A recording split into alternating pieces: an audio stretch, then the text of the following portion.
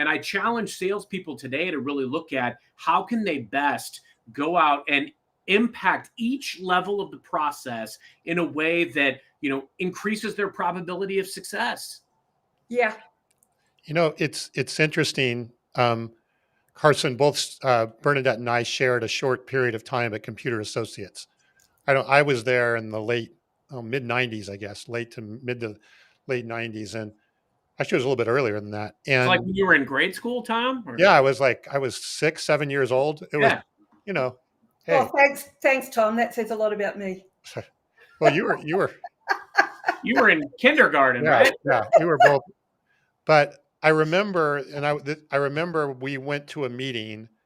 And at Bank of New York, it was in New York City, Bank of New York, with a bunch of C-level executives.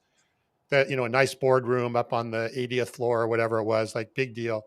And I was very nervous because I hadn't done a lot of stuff with C-level people in there.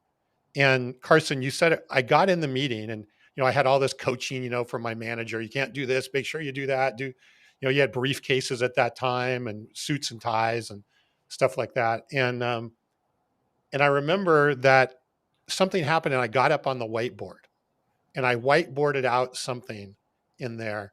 And it was like all of a sudden the dynamic of the whole room changed from like sales or vendor and customer to like it was a collaborative partnership. I remember it very clearly just when you were going through that there. And at that point, it was no longer a sales process anymore. It was a partnership. And they actually respected the expertise that I was bringing to the table, right? And we got asked back but all it took was getting up on the whiteboard and showing and demonstrating that in the room there. And I think that's a lot of what you're talking